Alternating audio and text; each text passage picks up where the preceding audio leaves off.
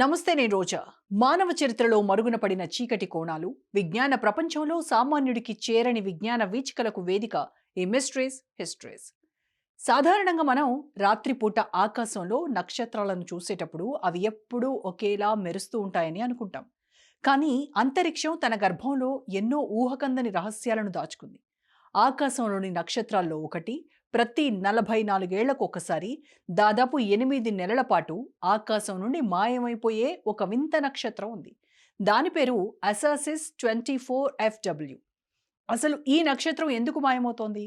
దీని వెనుక ఏలియన్స్ నిర్మించిన భారీ కట్టడాలున్నాయా? లేదంటే మనకు తెలియని ఏదైనా ప్రకృతి విలయం దాగుందా? దశాబ్దాలుగా శాస్త్రవేత్తల బుర్ర పాడు చేసిన ఈ మిస్టరీని శాస్త్రవేత్తలు ఎట్టకేలకు ఛేదించారు. దీని వెనక ఉన్న ఒక భయంకరమైన గ్రహాల యుద్ధం, శ్మశాన వాటిక కథ ఏంటో ఇప్పుడు పరిశీలిద్దాం.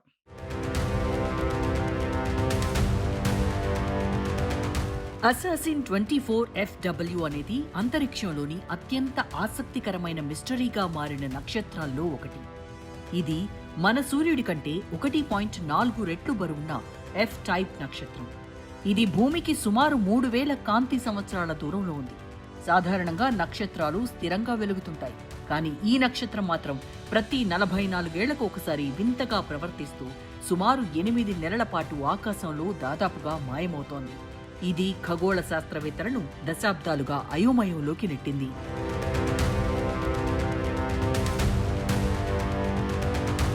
సాధారణంగా నక్షత్రాలు తమ జీవితకాలపు చివరి దశలో ఇంధనాన్ని కోల్పోయి కాంతిహీనంగా మారుతుంటాయి.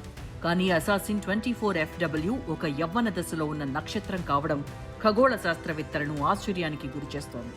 ఈ నక్షత్రం తన వెలుతురులో ఏకంగా 96% కోల్పోవడం అనేది విశ్వంలోనే అత్యంత అరుదైన సంఘటనల్లో ఒకటి. సాధారణంగా ఒక గ్రహం నక్షత్రానికి అడ్డొచ్చినప్పుడు కేవలం 1% లోపు కాంతి మాత్రమే తగ్గుతుంది. కానీ 96% కాంతి తగ్గిందంటే ఆ నక్షత్రాన్ని ఏదో ఒక అతి భారీ అపారదర్శక వస్తువు లేదా దట్టమైన ధూళి మేఘం పూర్తిగా కమ్మేసి ఉండాలి.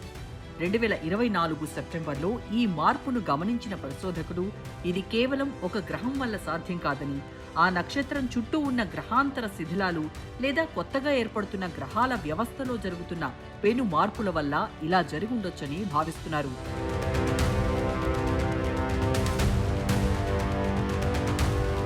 ఒకవేళ మన సూర్యుడు గనక ఇదే రీతిలో 96% వెలుతురును కోల్పోతే అది భూమిపై జీవరాశికి వినాశకరంగా మారుతుంది. పట్టపగలే చిమ్మ చీకటి ఏర్పడటమే కాకుండా సూర్యరశ్మి అందక ఉష్ణోగ్రతలు అమాంతం పడిపోయి భూమి ఒక మంచు ముద్దలా మారిపోతుంది. మొక్కలు కిరణజన్య సంయోగక్రియ జరుపుకోలేవు. తద్వారా ఆహార గొలుసు మొత్తం దెబ్బతింటుంది. అసాసిన్ 24 FW వంటి నక్షత్రాలను అధ్యయనం చేయడం వల్ల ఒక నక్షత్రం చుట్టూ గ్రహాలు ఎలా ఏర్పడతాయి, ఆ సమయంలో ఏర్పడే ధూళి వలయాలు ఎంత శక్తివంతంగా ఉంటాయనే విషయాలు శాస్త్రవేత్తలకు అర్థమవుతాయి. ఈ నక్షత్రం మళ్లీ ఎప్పుడు తన పూర్తి వెలుతురును పొందుతుందో లేదా ఇది ఒక క్రమబద్ధమైన ప్రక్రియలో భాగమేనా అని తెలుసుకోవడానికి ప్రపంచవ్యాప్తంగా ఉన్న శక్తివంతమైన టెలిస్కోపులు దీనిపై నిఘా ఉంచాయి. 2024 సెప్టెంబర్లో ఈ నక్షత్రం మళ్లీ తన వెలుతురును కోల్పోవడం శాస్త్రవేత్తలు గమనించారు. సాధారణంగా శక్తిని కోల్పోయిన నక్షత్రాలు ఇలా ప్రవర్తిస్తాయి. కానీ అసాసిన్ 24 FW అనేది యవ్వనంలో ఉన్న నక్షత్రం కావడం వల్ల ఇది శాస్త్రవేత్తలకు పెద్ద సవాలుగా మారింది.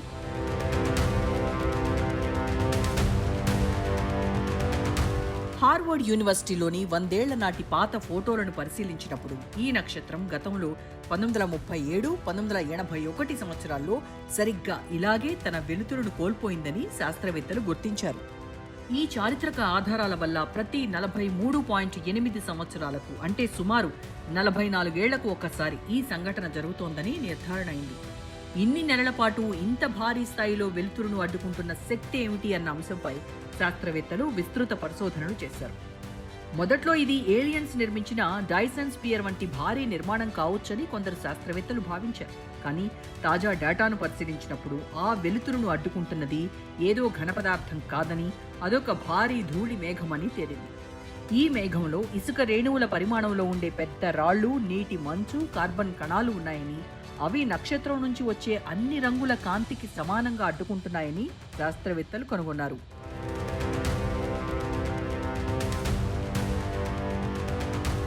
ఈ మిస్టరీ వెనుక ఉన్న అసలు కారణం ఏంటంటే అక్కడ ఒకే నక్షత్రం లేదు. అది ఒక బైనరీ సిస్టమ్, అంటే 2 నక్షత్రాల వ్యవస్థ. ఆ పెద్ద నక్షత్రం చుట్టూ ఒక చిన్న రెడ్ వార్ అంటే ఎర్రని మరుగుజ్జు నక్షత్రం తిరుగుతోంది. ఈ చిన్న నక్షత్రం చుట్టూ అత్యంత దట్టమైన ధూళి, రాళ్లతో కూడిన ఒక భారీ డిస్క్ లాంటి నిర్మాణం ఉంది. ప్రతి 44 ఏళ్లకు ఒకసారి ఈ చిన్న నక్షత్రం పెద్ద నక్షత్రానికి భూమికి మధ్యలోకి వచ్చినప్పుడు దాని చుట్టూ ఉన్న ఆ ధూళి మేఘం పెద్ద నక్షత్రాన్ని పూర్తిగా కప్పిస్తోంది.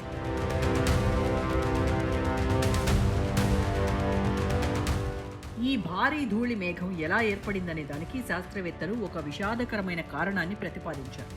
కొన్ని మిలియన్ల ఏళ్ల క్రితం ఆ నక్షత్ర వ్యవస్థలోని 2 భారీ గ్రహాలు ఒకదానితో ఒకటి భయంకరంగా ఢీకొన్నాయి. ఆ ప్రమాదం వల్ల గ్రహాలు ముక్కలై కోటాను కోట్ల శిథిలాలుగా మారిపోయాయి. అక్కడ సోడియం గ్యాస్తో పాటు మెటల్ ఆవిరి ఆనవాళ్లు ఉండటమే దీనికి ప్రధాన సాక్ష్యం. అందుకే దీనిని ఒక గ్రహాల శ్మశాన వాటిక అని పిలుస్తారు. ఈ అరుదైన వింత సంఘటన మళ్లీ 2068లో పునరావృతం కానుందని శాస్త్రవేత్తలు చెబుతున్నారు.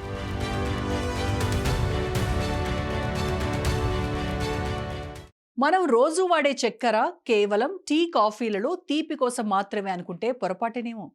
విశ్వంలోనే అతి పెద్ద మిస్టరీ అయిన డార్క్ మ్యాటర్ గుట్టు విప్పడానికి ఇప్పుడు మన వంటింట్లోని చక్కెరే ఆయుధంగా మారబోతోందని మీకు తెలుసా? ఇది వినడానికి కొంచెం వింతగా, సిల్లీగా అనిపించవచ్చు. కానీ దీని వెనక ఉన్న సైన్స్ వింటే మీరు ఖచ్చితంగా ఆశ్చర్యపోతారు. విశ్వంలో 85% నిండి ఉండి కంటికి కనిపించకుండా ఊరిస్తున్న ఈ చీకటి పదార్థాన్ని పట్టుకోవడానికి శాస్త్రవేత్తలు కోట్ల రూపాయల ఖర్చుతో భారీ ప్రయోగాలు చేశారు. కానీ ఫలితం దక్కలేదు. అయితే ఇప్పుడు జర్మనీలోని మాక్స్ ప్లాంక్ ఇన్స్టిట్యూట్ శాస్త్రవేత్తలు ఒక స్వీట్ ప్రాజెక్ట్తో ముందుకొచ్చారు. అసలు ఈ చక్కెర స్ఫటికాలు డార్క్ మ్యాటర్ను ఎలా గుర్తిస్తాయి? శాస్త్రవేత్తలకు ఈ ఐడియా ఎలా వచ్చింది? అత్యంత చౌకైన ఈ పద్ధతి విశ్వరహస్యాలను ఎలా ఛేదించబోతోంది? ఈ ఆసక్తికరమైన విషయాలను పరిశీలిద్దాం.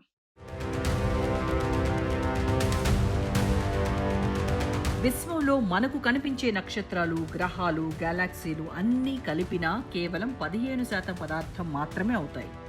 మిగిలిన 85% భాగం డార్క్ మ్యాటర్ అనే అదృశ్య పదార్థంతో నిండి ఉంది. ఇది మన చుట్టూనే ఉన్నప్పటికీ కాంతిని పరావర్తనం చేయదు, కాబట్టి మనం దీన్ని చూడలేం. ఈ అంతు చిక్కని రహస్యాన్ని ఛేదించడానికి శాస్త్రవేత్తలు దశాబ్దాలుగా రకరకాల ప్రయోగాలు చేస్తున్నారు. డార్క్ మ్యాటర్ అన్వేషణలో భాగంగా ఇప్పటి వరకు శాస్త్రవేత్తలు భూగర్భంలో భారీ లోహాలతో కూడిన వింప్ అంటే వీక్లీ ఇంటరాక్టింగ్ మ్యాసివ్ పార్టికల్స్ డిటెక్టర్లను ఉపయోగిస్తూ వచ్చారు. అయితే ఈ భారీ అణువుల డిటెక్టర్లు కేవలం బరువైన డార్క్ మ్యాటర్ కణాలను మాత్రమే గుర్తించగలవు. ఒకవేళ డార్క్ మ్యాటర్ కణాలు చాలా తేలికగా ఉంటే అవి ఈ భారీ అణువులను కదిలించలేవు. కాబట్టి వాటిని గుర్తించడం అసాధ్యమవుతుంది. ఈ సమస్యను అధిగమించడానికి శాస్త్రవేత్తలు ఇప్పుడు లైట్ డార్క్ మ్యాటర్ వైపు దృష్టి సారించారు. దీనికోసం అణువులను కాకుండా సూక్ష్మమైన ఎలక్ట్రాన్ జంప్స్, స్పిన్ మార్పులు, అతి తక్కువ శక్తి కలిగిన కంపనాలను గమనిస్తున్నారు. ఈ ప్రక్రియలో సూపర్ ఫ్లూయిడ్ హీలియం, గ్రాఫీన్ వంటి వినూత్న పదార్థాలను ఉపయోగించడం ద్వారా అత్యంత సున్నితమైన సంకేతాలను సైతం పసిగట్టి విశ్వంలోని ఈ అదృశ్య రహస్యాన్ని ఛేదించే ప్రయత్నం చేస్తున్నారు.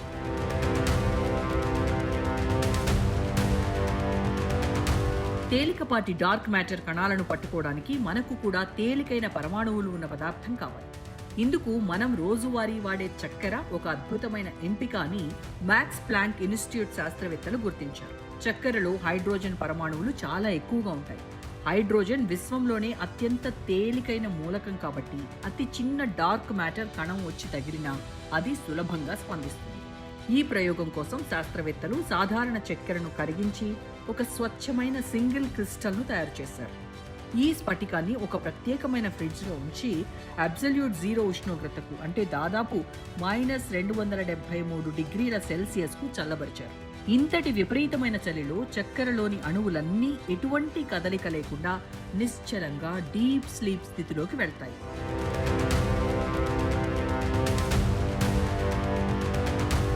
ఈ నిశ్చల స్థితిలో ఉన్న చక్కెర స్ఫటికాన్ని ఏదైనా ఒక చిన్న కణం వచ్చి ఢీకొన్నప్పుడు అక్కడ ఒక చిన్న ఉష్ణశక్తి, ఒక చిన్న కాంతి మెరుపు ఉత్పన్నమవుతాయి. ఈ రెండింటినీ పసిగట్టడానికి సెన్సార్లను అమర్చారు. కేవలం 19 గంటల పాటు చేసిన ప్రారంభ ప్రయోగంలోనే ఈ చక్కెర స్ఫటికం కొన్ని సిగ్నల్స్ ను రికార్డ్ చేయడం శాస్త్రవేత్తలను ఆశ్చర్యానికి గురిచేసింది. ఇది చక్కెర అత్యంత సున్నితమైన డిటెక్టర్గా పనిచేస్తుందని నిరూపించింది.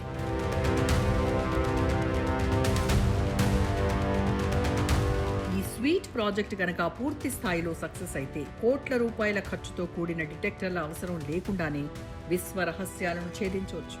అంతేకాకుండా ఈ సాంకేతికత భవిష్యత్తులో వైద్య రంగంలో ఎక్స్రేలు, గామా కిరణాలు, రేడియేషన్ను మరింత ఖచ్చితంగా గుర్తించే సెన్సార్ల తయారీలో విప్లవాత్మక మార్పులు తీసుకురాగలదు. విశ్వంలోని అతి పెద్ద మిస్టరీని మన వంటింట్లోని చక్కెర పరిష్కరించబోతుండడం విశేషం.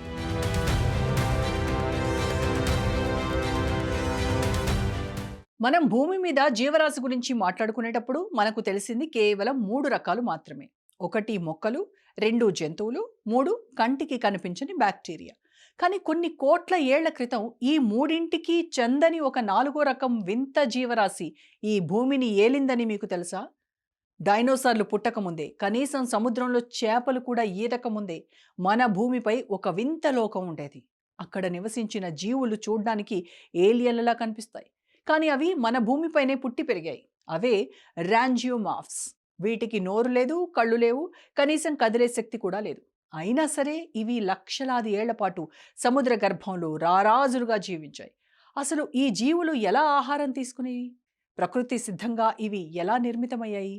ఇంతటి అద్భుతమైన జీవరాశి ఒక్క వారసుడిని కూడా మిగల్చకుండా ఎలా అంతరించిపోయింది? జీవ పరిణామ క్రమంలోనే అత్యంత రహస్యమైన ఈ గార్డెన్ ఆఫ్ ఎడియాకరా ప్రపంచం గురించి ఇప్పుడు ఈ 4 అంశాల్లో వివరంగా చూద్దాం.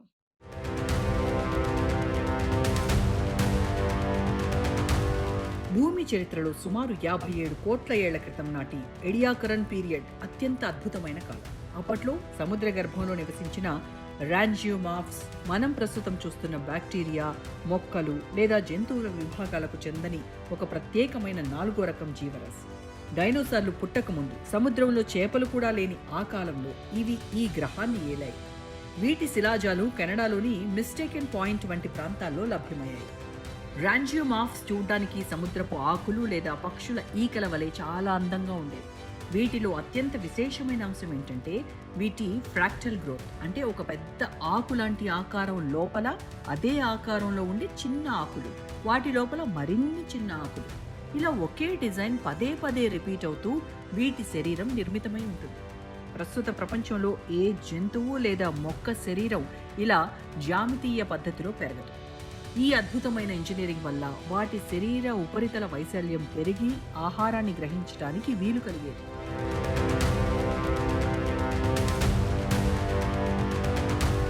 ఈ జీవులకు నోరు, కడుపు, కళ్ళు లేదా కదలడానికి అవయవాలు ఏవీ ఉండేవి కావు. ఇవి సముద్రపు లోతుల్లో సూర్యకాంతి సోకని చీకటి ప్రదేశాల్లో నివసించేవి కాబట్టి వీటికి కిరణజన్య సంయోగ క్రియ సాధ్యం కాదు. బదులుగా ఇవి నీటిలో కరిగి ఉన్న ఆర్గానిక్ పోషకాలను తమ శరీరం ద్వారా నేరుగా పీల్చుకునేవి. దీనినే ఆస్మోట్రోఫీ అంటారు. ఒక స్పాంజ్ నీటిని పీల్చుకున్నట్టుగా ఇవి నిశ్శబ్దంగా ఆహారాన్ని గ్రహిస్తూ ఎటువంటి శత్రువుల భయం లేని ఒక నిశ్శబ్ద స్వర్గంలో గడిపేవి.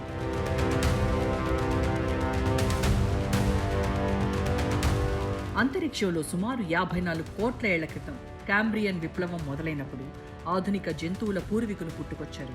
వీటికి కళ్ళు, నోరు, వేగంగా కదిలే సామర్థ్యం ఉండటంతో కదల్లేని ర్యాంజియోమార్ఫ్స్ మనుగడ కష్టమైంది. కొత్తగా వచ్చిన వేటగాళ్లు వీటిని తినడం, అవి పాతుకుపోయిన మట్టిని నాశనం చేయడం వల్ల ఇవి పూర్తిగా అంతరించిపోయాయి. విచిత్రం ఏంటంటే డైనోసార్లకు వారసులుగా పక్షులు మిగిలాయి, కానీ ఈ ర్యాంజియోమార్ఫ్స్కు సంబంధించిన ఒక్క వారసుడు కూడా ఈ భూమిపై లేడు. ఇవి జీవ పరిణామ వృక్షంలో ఒక తెగిపోయిన కొమ్మగా మిగిలిపోయాయి.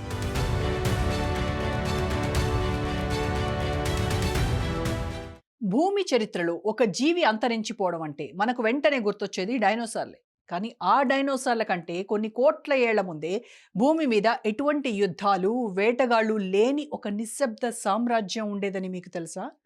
సుమారు 3 కోట్ల ఏళ్ల పాటు సముద్ర గర్భంలో అజేయంగా వెలిగిన జీవులే ర్యాంజియోమార్ఫ్స్.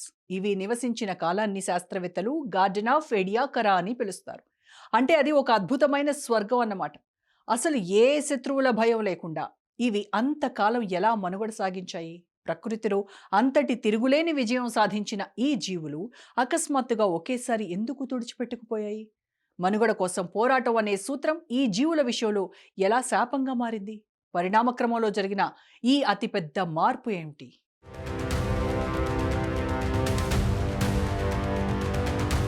రాంజియోమార్ఫ్స్ నివసించిన కాలాన్ని శాస్త్రవేత్తలు గార్డెన్ ఆఫ్ ఎడియాకరా అని పిలుస్తారు. ఇది భూమి చరిత్రలోనే అత్యంత శాంతియుతమైన కాలం. ఆ సమయంలో సముద్రంలో వేటాడే జంతువులు ఇంకా పుట్టలేదు. ఒక జీవిని మరొక జీవి చంపి తినడం అనే ప్రక్రియ అప్పట్లో లేదు. అందువల్ల ఎటువంటి రక్షణ కవచాలు లేని మెత్తటి శరీరం కలిగిన రాంజియోమార్ఫ్స్ ఎటువంటి భయం లేకుండా నిశ్శబ్దంగా సముద్ర గర్భంలో 3 కోట్ల ఏళ్ల పాటు విస్తరించాయి. వాటికి పరుగెత్తాల్సిన అవసరం లేదు, దాక్కోవాల్సిన అవసరం కూడా రాలేదు. వీటి విజయానికి ప్రధాన కారణం వాటి ప్రత్యేకమైన శరీర నిర్మాణం. రాంజియోమార్ఫ్స్ తమ ఫ్రాక్టల్ డిజైన్ ద్వారా సముద్రపు నీటిలో కరిగి ఉన్న పోషకాలను నేరుగా పీల్చుకునేవి. అప్పట్లో సముద్రపు నీరు ఆర్గానిక్ కార్బన్తో సమృద్ధిగా ఉండేది. ఇవి ఒకచోట స్థిరంగా పాతుకుపోయి కదలకుండానే తమకు కావలసిన ఆహారాన్ని పొందేవి. కదలడానికి శక్తిని ఖర్చు చేయాల్సిన అవసరం లేకపోవడం వల్ల ఇవి చాలా తక్కువ వనరులతో ఎక్కువ కాలం మనుగడ సాగించగలిగాయి. ఇది ఆనాటి పర్యావరణానికి సరిగ్గా సరిపోయిన పర్ఫెక్ట్ ఇంజనీరింగ్.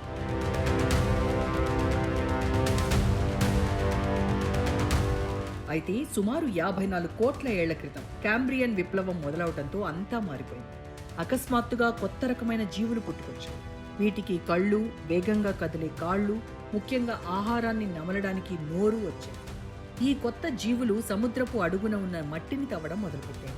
రాంజియోమార్ఫ్స్ మనుగడకు ఆధారం ఆ మట్టి పొరలు. కొత్త జీవుల కదలికల వల్ల మట్టి అస్థిరంగా మారటం, అవి రాంజియోమార్ఫ్స్ను ఆహారంగా తీసుకోవడం ప్రారంభించడంతో వీటి సామ్రాజ్యం కుప్పకూలింది. రాంజియోమార్ఫ్స్ అంతర్ధానం ఎంత సంపూర్ణంగా జరిగిందంటే పరిణామ క్రమంలో వీటి నుండి ఏ ఇతర జీవి పుట్టలేదు. సాధారణంగా డైనోసార్లు అంతరించిపోయినా వాటి వారసులుగా పక్షులు మిగిలాయి. కానీ రాంజియోమార్ఫ్స్ మాత్రం జీవ పరిణామ వృక్షంలో ఒక తెగిపోయిన కొమ్మగా మిగిలిపోయాయి. ఇవి మారుతున్న కాలానికి అనుగుణంగా తమను తాము మార్చుకోలేకపోయాయి. ప్రకృతి దృష్టిలో కేవలం అందం లేదా తెలివితేటలు ఉంటే సరిపోదు. మారుతున్న పరిస్థితులను తట్టుకొని నిలబడగలిగినవి మాత్రమే మనుగడ సాగిస్తాయని ఈ జీవుల కథ మనకు నేర్పుతుంది.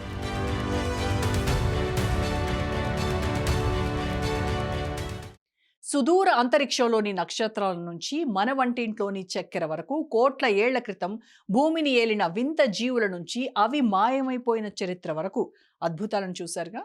సైన్స్ అనేది ఎప్పుడూ ఒక అద్భుతమే. ఈ విషయాలన్నీ మనకు ఒకటే గుర్తు చేస్తున్నాయి. మనం ఈ విశ్వం గురించి తెలుసుకున్నది కేవలం ఒక్క ఇసుక రేణువంత మాత్రమే. ఇంకా తెలుసుకోవాల్సింది అనంతమైన సముద్రం అంత ఉంది. మారుతున్న కాలానికి అనుగుణంగా మారకపోతే రాంజియోమార్ఫ్స్ లాగే ఏ జీవరాశికైనా ముప్పు తప్పదని ప్రకృతి మనకు హెచ్చరికలు పంపిస్తూనే ఉంటుంది. మరో అద్భుతమైన అంశంతో మళ్ళీ కలుద్దాం. Until then keep watching Raj news.